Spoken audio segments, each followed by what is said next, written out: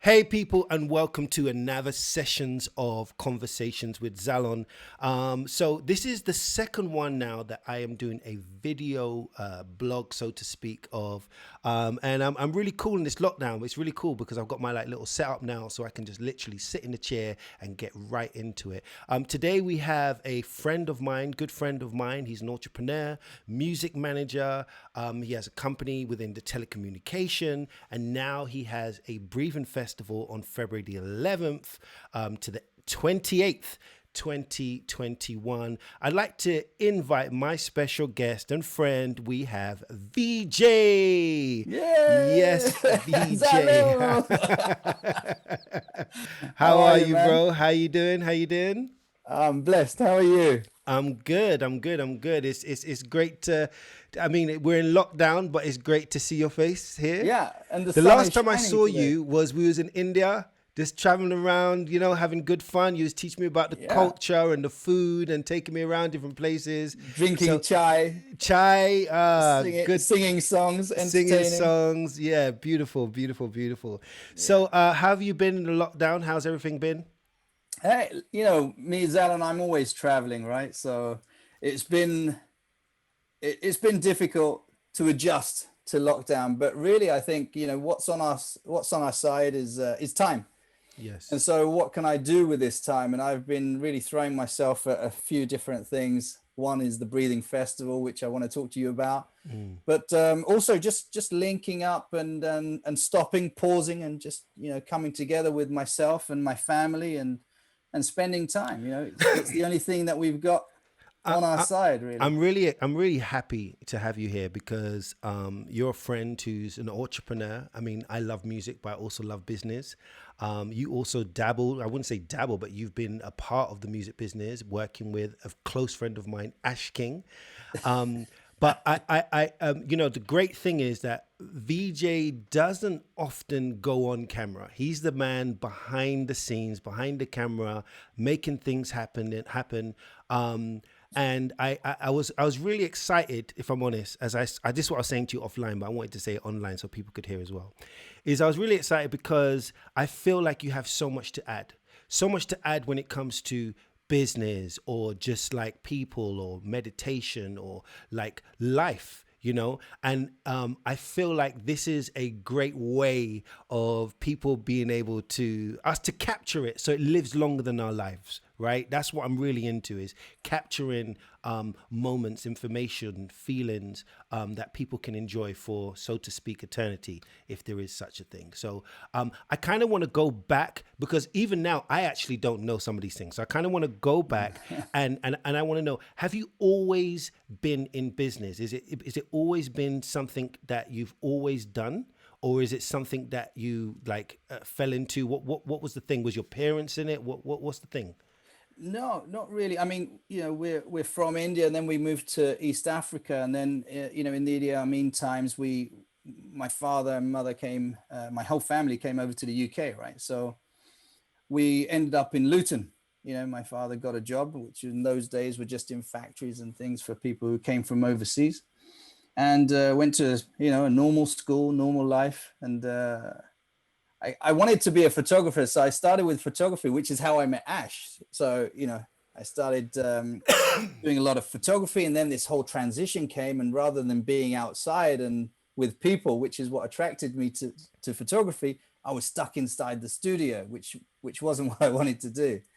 So then, typical parents, my father was always like, should have been a doctor, a lawyer, accountant. This is a cultural thing in the Asian community. So I went into pharma and I started working with the drug companies and medical repping and then clinical healthcare liaison.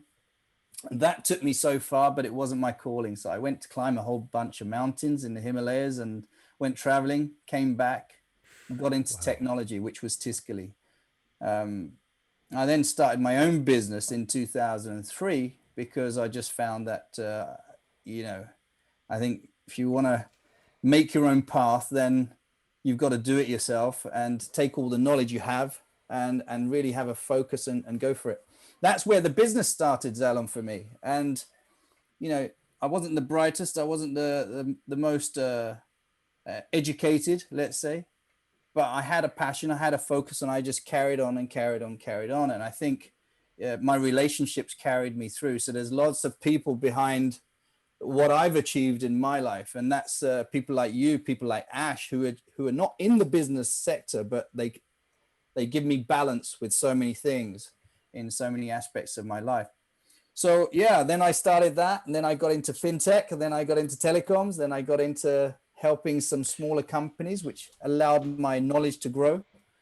And recently, I've just become part of the International Center for Breathwork, which was started by Nicole, Mark, and Dan Brule, who are the original founders of the Breathing Festival and International Center for Breathwork. And that's my journey so far that brings me up to here. But I'm always learning, Zalon. I think that it's the one thing we must continue to do, is just learning. Yeah, and it's written in the old texts. It hasn't changed to now. So just keep on learning. So you see this breathing, is it centered in a space of spirituality, religion, healing, or something else? All of the above. All of the above. I mean, people talk about the spiritual side, people talk about the physical side, people talk about the mind, body, and soul. They're all one. They're all one. So it's a bit like, how do I give the analogy? So it's someone like saying, oh, my hands get cold. And then they say, well, I've got bad circulation. And the circulation is in the heart. And then where does the heart get its oxygen from? It gets from the lungs. Where does the oxygen get what does it thrive upon? It thrives on the air. Where do you do that? It's from your breath. So everything starts from the breathing, and everything it's under your conscious control, but can do so many things which are under the autonomous system, which is like your blood pressure, your emotions, your feelings,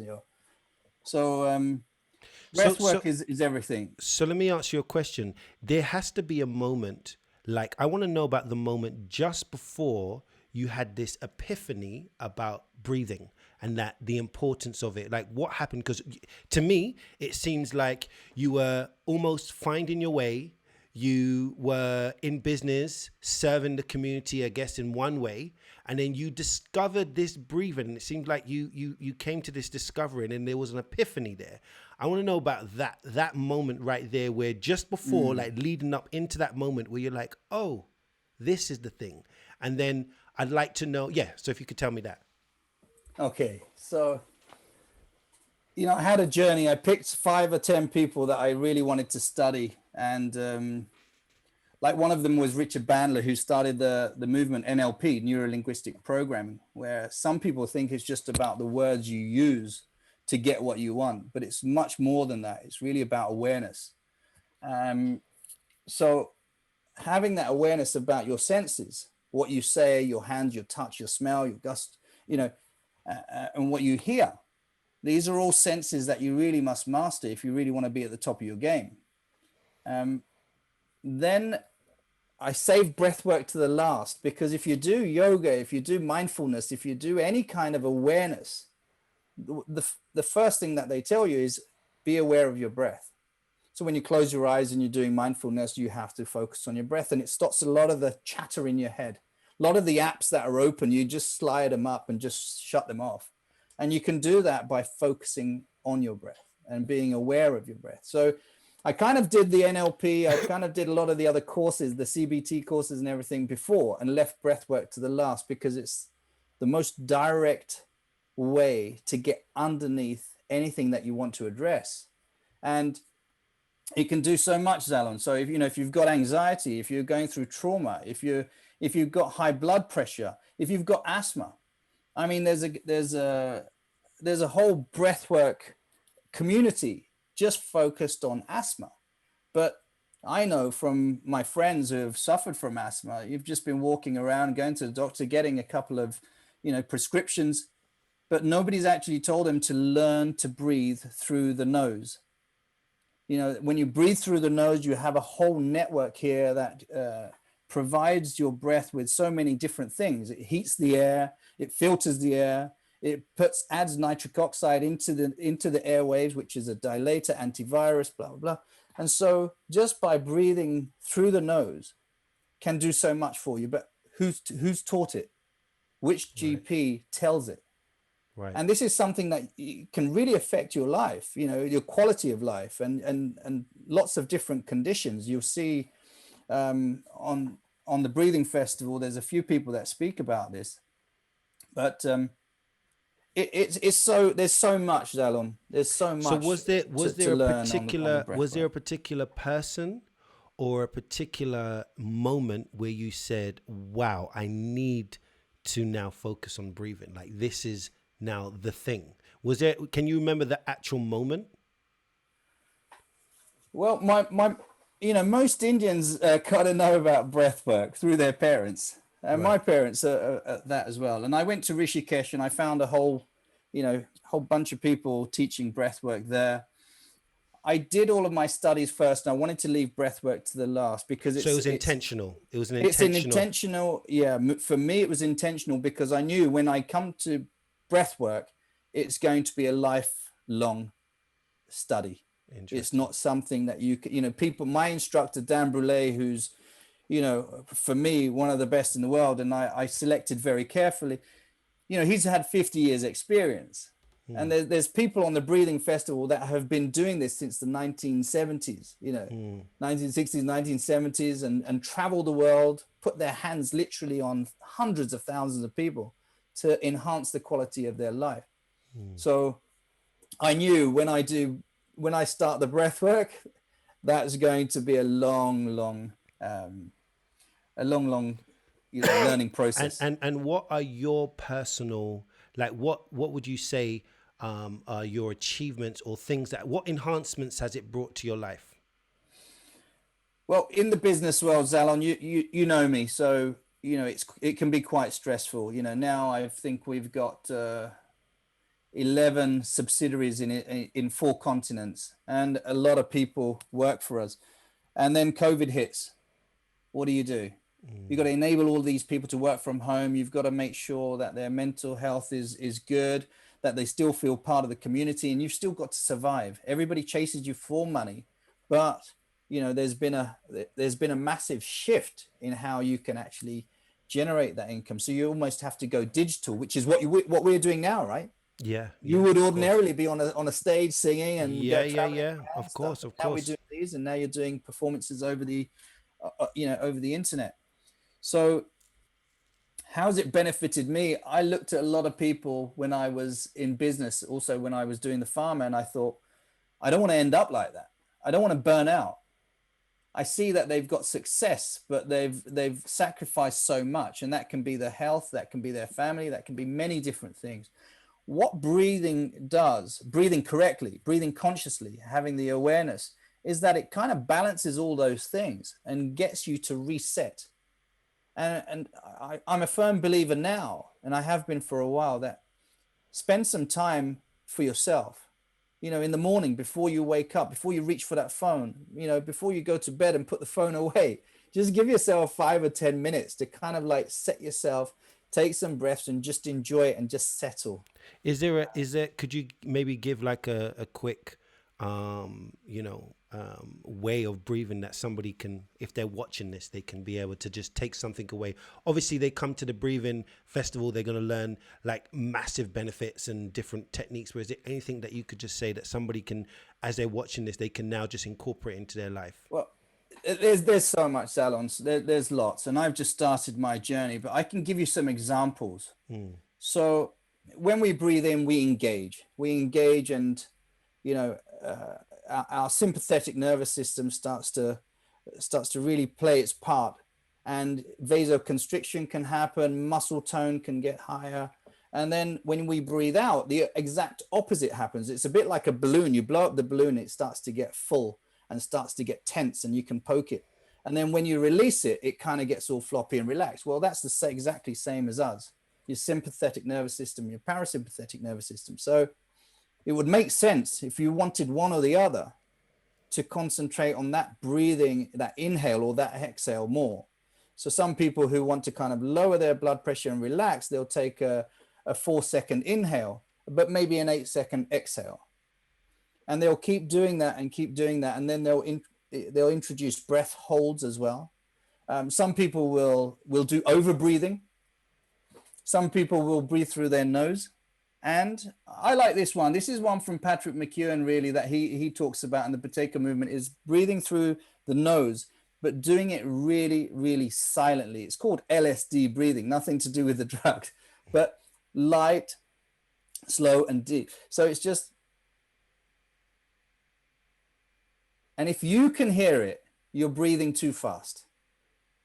And this is great because when you breathe through the nose, you stimulate this periphery of networks in the nostrils, which is nitric oxide, which has lots of benefits.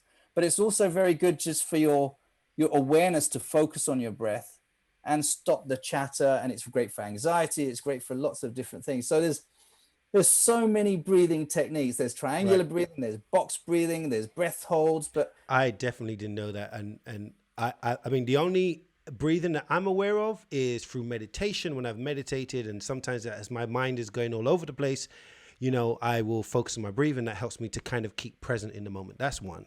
And the other obviously is with singing.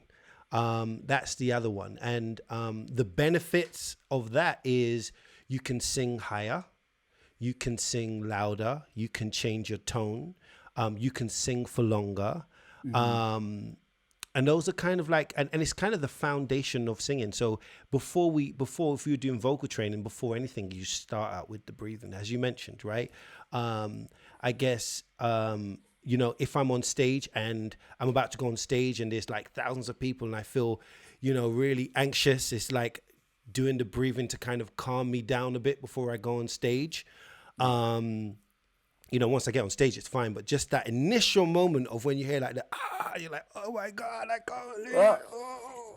It's funny you say that. We've got someone speaking on the festival, Dr. Philippa. She's great. She specializes in breathwork for performers and musicians. Now, if you're anxious and you're going to give a performance, you kind of that little bit of tense. You don't get that emotion that comes across. You don't get that kind of that feel into the music. But as a singer, your instrument is inside. So if you're anxious and you're flooded with these chemicals and you're not breathing right and everything starts to constrict, you're okay because you're a veteran in this now. You've done it so long, it's all you know. So you kind of get into the zone and you just go and do it. But for many people, they want it just as bad as you. But when they get there, this happens to them and you can say, it wasn't right, it wasn't this. And you know, musicians are the biggest critics as well. They can hear things that we can't hear. I was off there, that wasn't right timing. But this could be, you know, this could be their emotional state affecting their performance. Right. And what Dr. Philippa does is she actually addresses this, especially for musicians and singers, to kind of deliver the best that they have. And so it's not just about singers, it could be public speaking. Who teaches you how to do it? Funny thing about singers is that they've probably been breathing very well because they actually sing. You take a breath and then you sing it out, right? Yeah.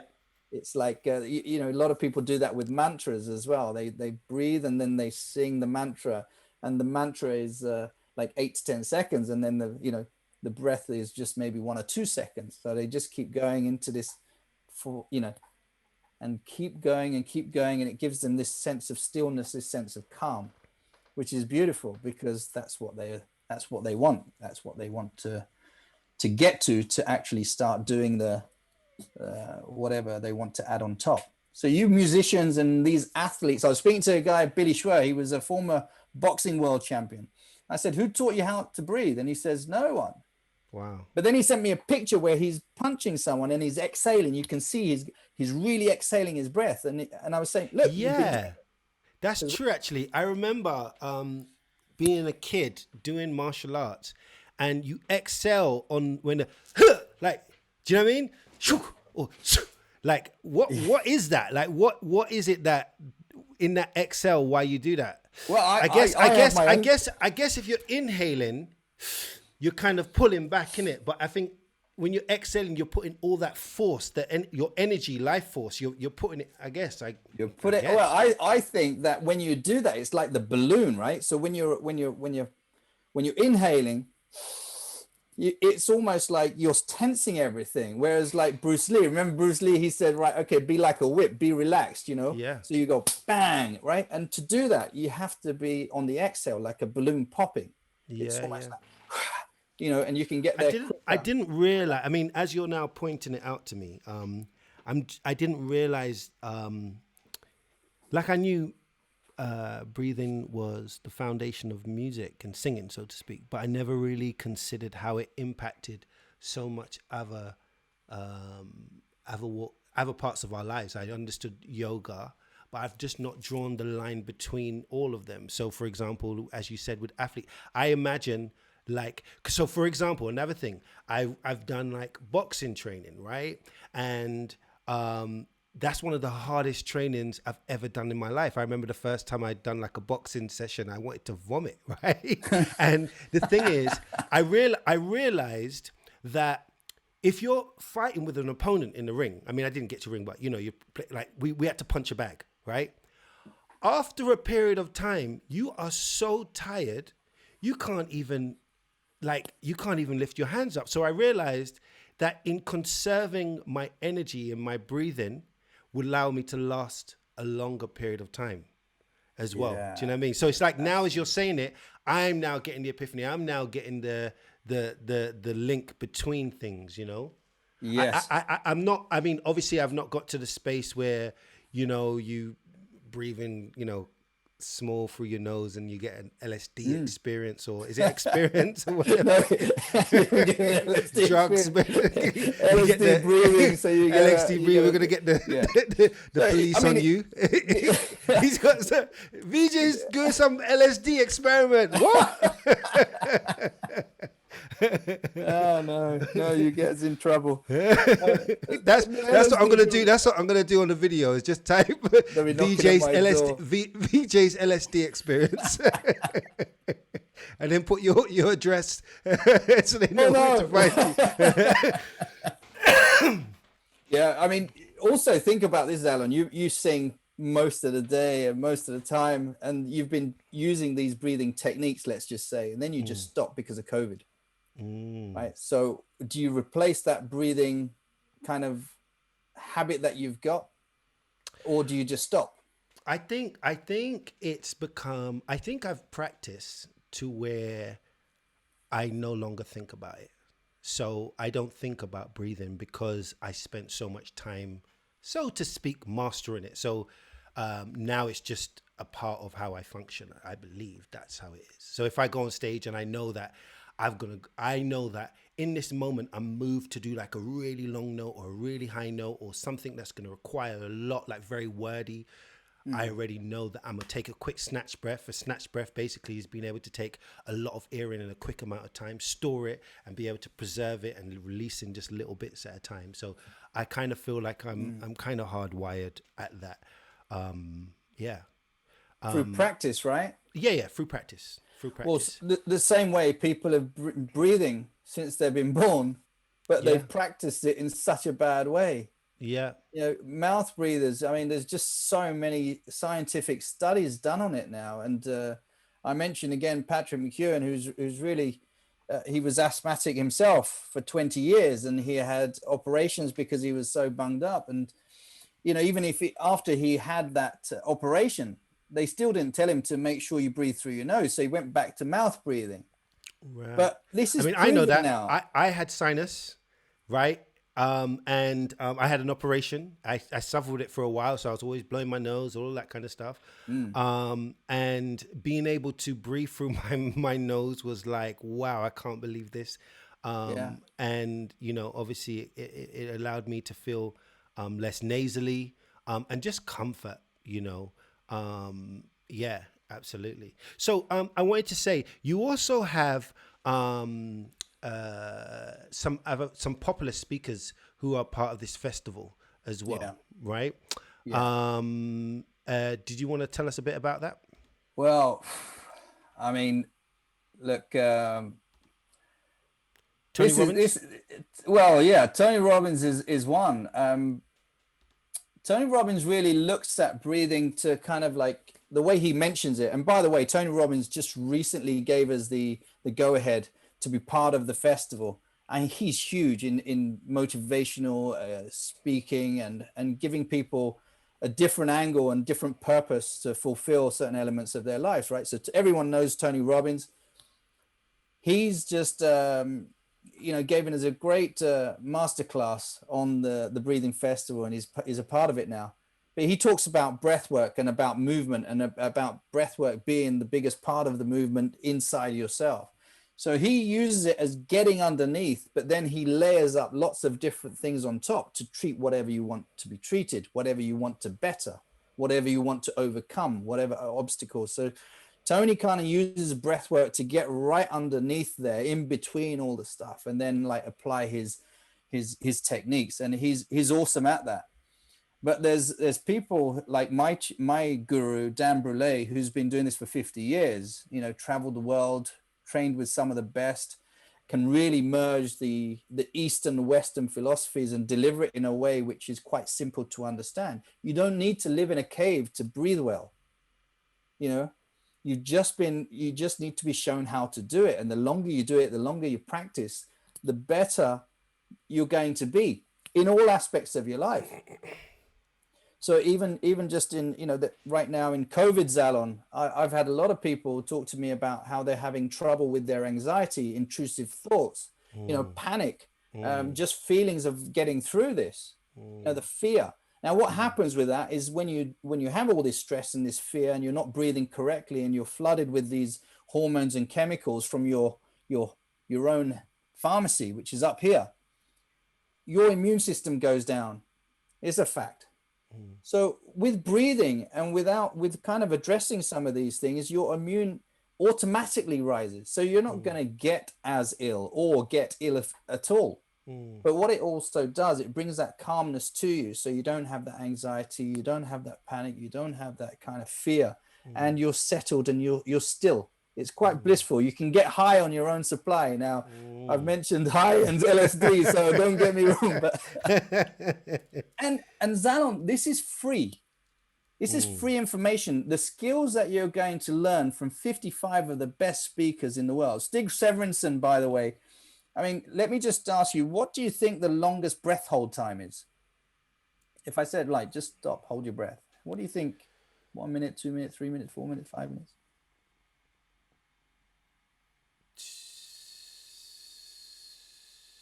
3 minutes, 2.5 minutes, 2.5 minutes, 2.5, 3. You can do 3.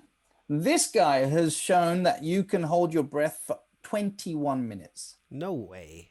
Yeah. It's on YouTube. Stig Severinsen, he's a breath hold master. He's done an underwater dive over 200 meters.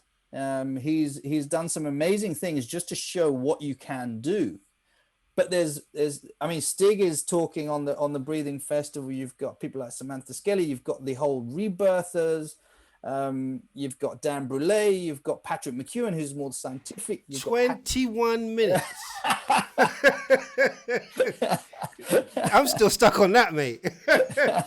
21 minutes. That's nearly a whole episode. Of what? Of a show. Like, they're like normally 30 minutes. Yep. Absolutely. You imagine someone says, I'm gonna hold my breath to the break, right? 15 minutes. That's crazy. Well, there are certain things he's done. I mean, he's worked and he's practiced his way up there. Of course. Also, disclaimer, guys, don't try and do it at home until you practice. He also uses. He's in a pool of water as well. So when you wet your nose, there's a mammalian gland. I'm not an expert on it, but that kind of allows you to hold your breath even longer. So we have certain skills inside us and techniques that we can utilize, but we've got to know about them. What is his name? Stig Severinsen. Okay, let me just, as you're speaking, I'm just going to bring him up on the screen so that people can see him. How do I spell his name? Stig what? Severinsen. You can't miss him. Stig Severington. Severinsen.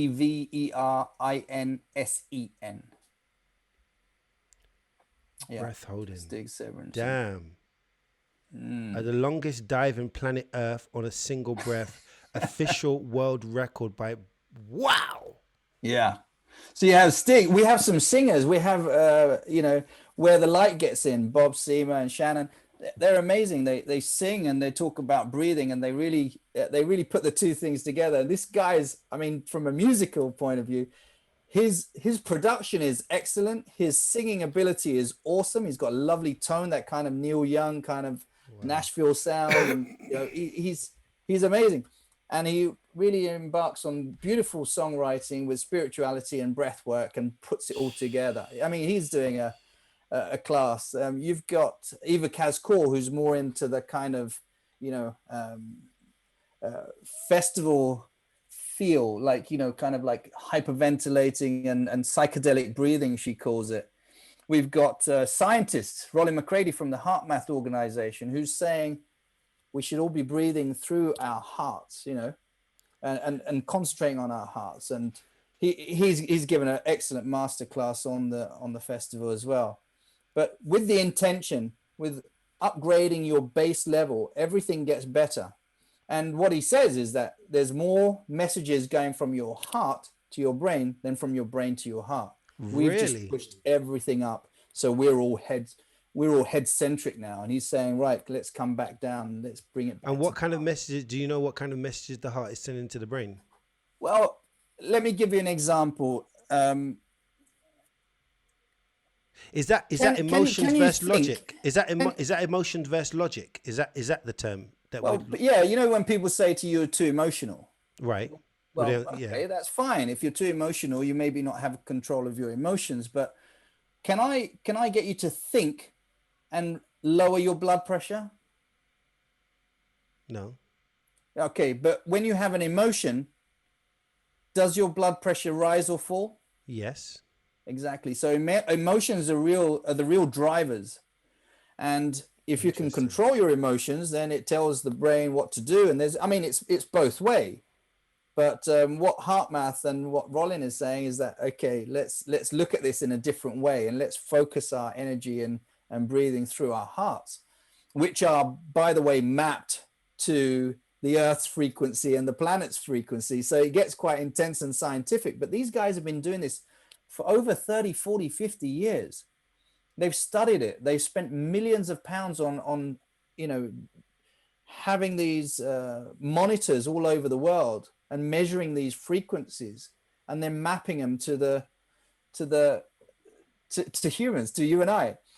He's got this one gadget, Zalon, where you clip it to the ear and you have an app, and then when you actually think and breathe through gratitude and positivity, the white glow increases. Wow. And he says this is where you should stay to be at the optimum of yourself, right? So, to give out Wow. this aura, to give out this vibe, to give out this frequency. And he's actually measured it. So if you start thinking about something else, it shrinks down.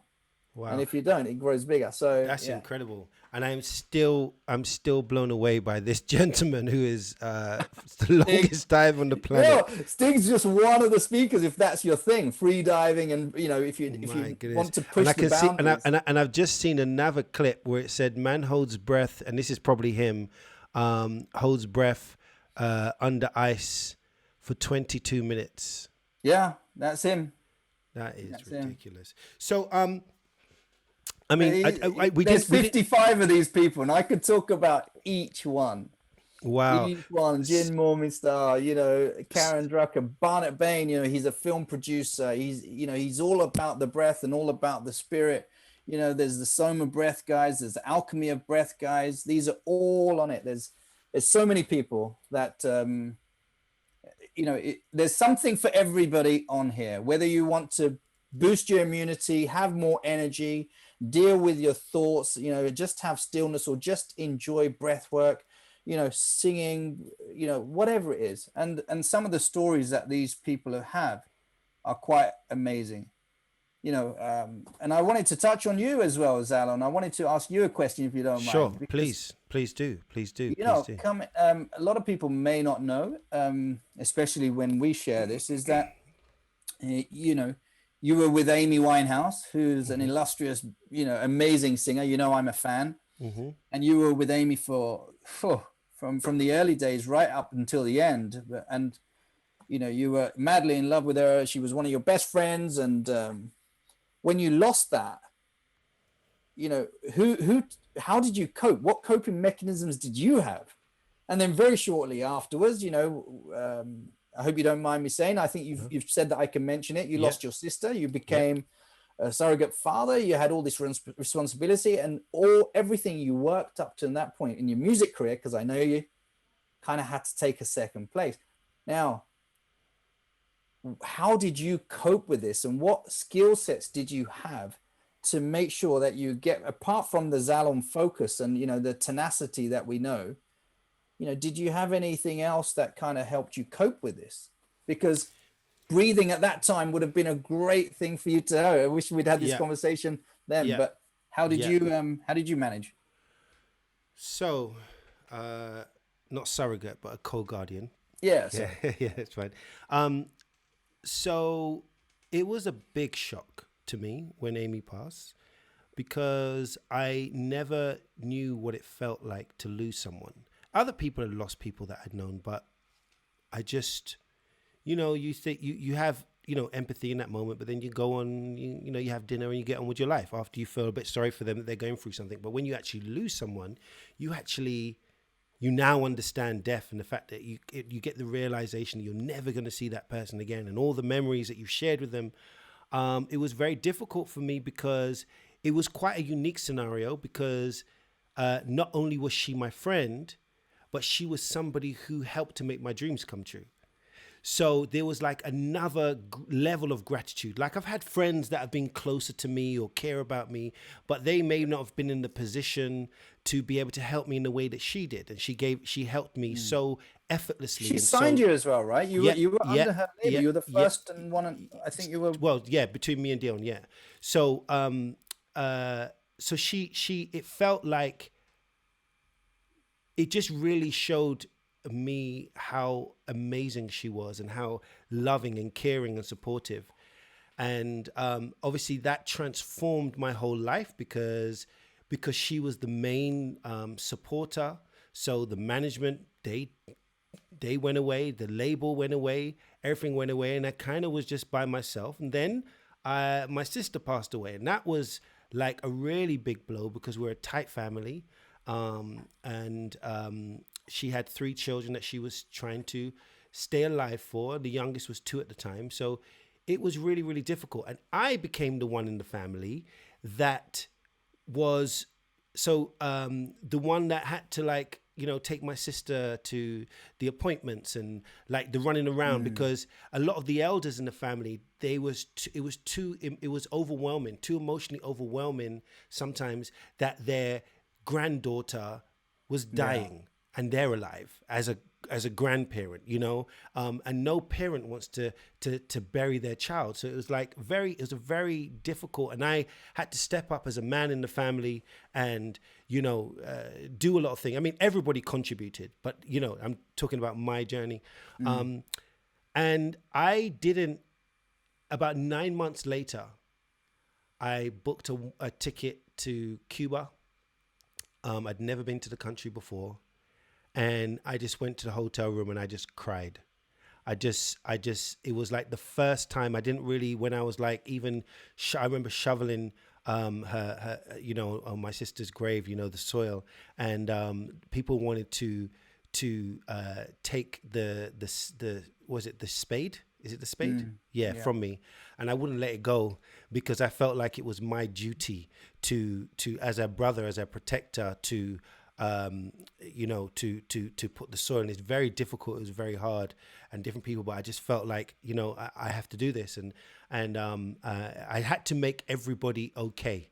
And I just went. 9 months later, booked a one way. It wasn't a one way ticket, but a 2 week trip. To Cuba. I didn't even speak the language. I'd never been there before, didn't know much about it, but I just needed to get away. Just went to the hotel room and I just cried my eyes out. And then afterwards, I just became at peace with the fact that she was gone. And it was like, as I said, it was a double whammy. So the realization with Amy just felt overwhelming. And then I just had to just rebuild my life. yeah, I just had to rebuild my life really. So yeah, just it's really funny. Because there's this picture. I don't think I can find this picture right now. But there's a picture of me when I first started performing again, right? Um, and there's a picture of me where my hands are outstretched and I'm like, my eyes are closed and I'm looking up at the sky. And the reason why is because prior to that, I thought that I would have to give up music forever because I'd lost everything. All my contacts had gone, everything. And what I would do is when I got the shows and the band was playing, I was like, oh, thank you so much. Like, I'm here. And I was really, this is the first time also I had my solo experience where I was performing as Zalon, not as a backing singer, not just doing one song or two songs. It was like a whole concert. And so I remember just my hand stretched out, looking at the, like closing my eyes and just like gratitude, like abundantly gratitude, a space of gratitude. That picture, I spoke to someone that I had met. And they told me that they wanted to be an artist, but their parents told them to get a real job. And so they got a job and they got married and they had kids and stuff. But when I told them my story about overcoming and, through the challenges that I had, it inspired them to want to start doing art again. And then they made a picture of my... They captured their dream, painting a picture of my dream. Does that make sense? Yeah. Yeah. I'm gonna see if I can find it in the meantime. But yeah, that was a thing. Wow. So I didn't have the breathing. I didn't know about it, and I guess I'm only truly learning about it more about now, and obviously I can find out more in your festival. Yeah, absolutely, man. Yeah. But that's kind of what happened, really. Yeah. See, I like to think that if people learn these skills from an early age, they can navigate through these difficult stages a lot better. And that's the real essence of breathwork is it's yours. You're in control. You control your breathing. You can do whatever you like. Do you want to raise your blood pressure, lower your blood pressure? Do you want to hold your breath? Do you want to let it all go? Do you want to just take a breath and let it go? Because if you can't let go of your breath, you're not going to let go of the anxiety, the fear, the trouble, the worry, and all of these things that are either in the future or in the past. We're here now. We want to be here. And the breath allows us to do that. And the moments in between the inhale and the exhale, just that moment, we want to live in that space and make it help us to navigate through our lives, right? Absolutely. So listen, there's something we didn't touch on, and I feel like I really want to, is your involvement with Ash King. So I met you through Ash, right? Yeah. Yeah, I met you when I used Ash. to beat you at pool, you two. Oh my God. By the way, Zalon says that he's a good pool player. Listen, but, let me tell you guys, I'm a trash talker, right? So I may have never seen you play, but I'm a trash talk the hell out of you and tell you how I'm gonna beat you bad, I'm gonna make you cry, I'm gonna make you suck your thumb. Like I'm bad.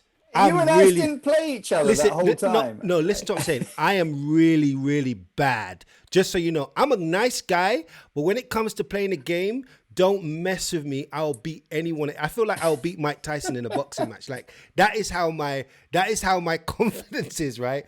So me and Ash, this is before we were touring and doing all this thing. Ash and I would always go and we would play pool, right? And so we'd like play pool, whatever. And we felt like we were good. And then VJ comes along and just batters us. And when I say like, we feel like we were playing every single day for like a year and a half, or a couple of times a week. And he will batter us. So that obviously, like it touched our ego. But I do want to say something.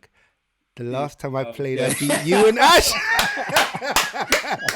All right, okay. The last time I played, I beat you too. The joy. The joy in my heart. Ash hasn't beat anybody, so.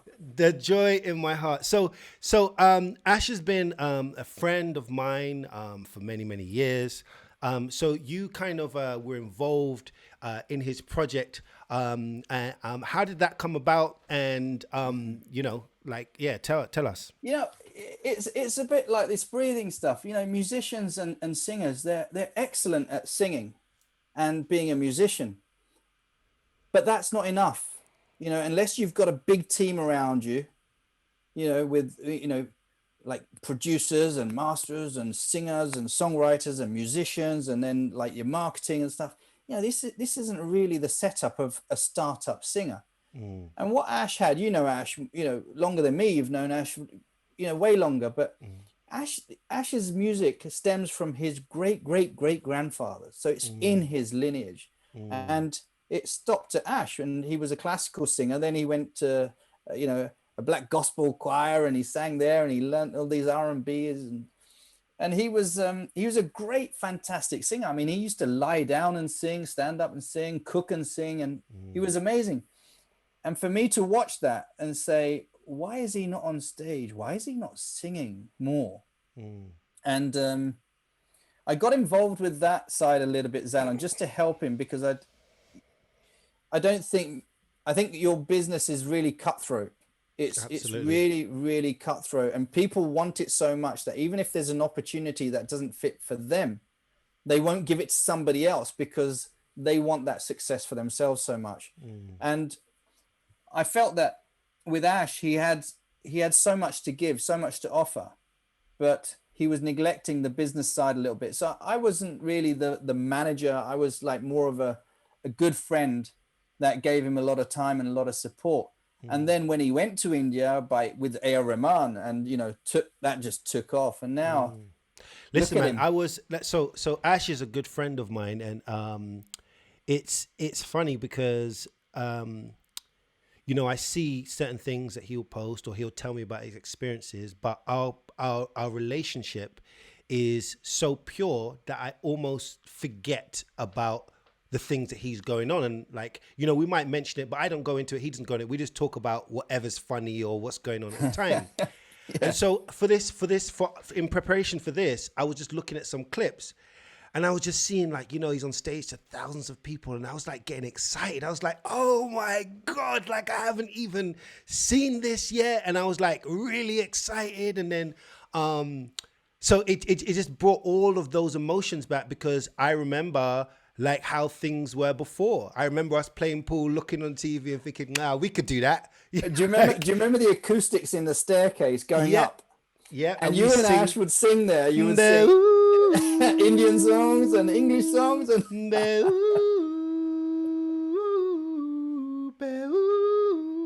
on a perfect day. I know that I can count on you. And it was all echoey, nice and beautiful. Yeah, man, I yeah, remember it. I yeah. remember it. I remember it. Yeah, So, amazing. So, VJ, I want to thank you so much, so much for your time.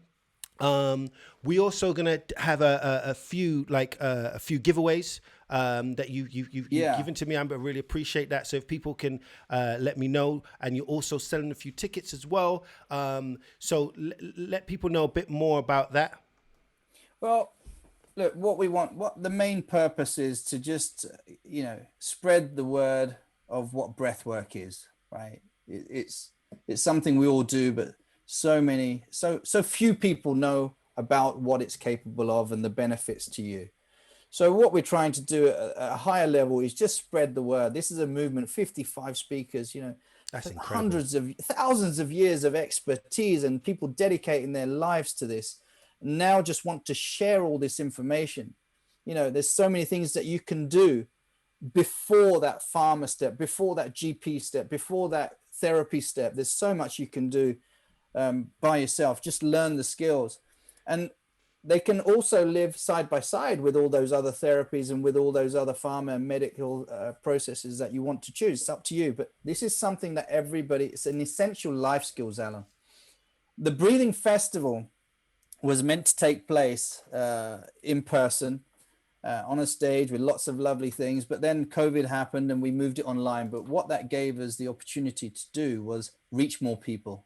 And so we made it inclusive. I mean, it's like £8 for $11 for 55 speakers, That's world-renowned incredible. speakers. Imagine the 55 best of the music industry in one place, and I'm selling a ticket for $11, £8. And I'm also going to be teaching. So not me, but the 55 people. There's experientials, there's lectures, there's science, there's everything in there. There's something for everybody. And really what we want to do is bring breathwork to the mainstream. This is 55 people. You're going to get on with at least 5 or 10 of them and find out what they do. And if you like what they do and you want to learn more, then go and see them personally, or take a course or whatever. But for you, for your families and everybody that you know who are having trouble with anything from immunity to performance to anxiety to panic to anything, energy levels, or just who want to do it. I mean, you don't have to go through pain to make a change. You can do it just because it's good. You know, get high on your own supply. You know, I'm telling that to the police. Yeah, I mean, life's a He's telling gift, people, right? yeah. We were talking earlier, life is a gift. You've got 5 senses, you know, smell those beautiful aromas, look at those beautiful sunsets, listen to beautiful music, touch those beautiful people, and taste that cuisine from around the world. These are 5 senses that you've got. Really, you know, we're blessed. But with breath work, it just elevates everything, and your base level just becomes so much better. And you're not alone. Everybody can do this. So where can people find out more?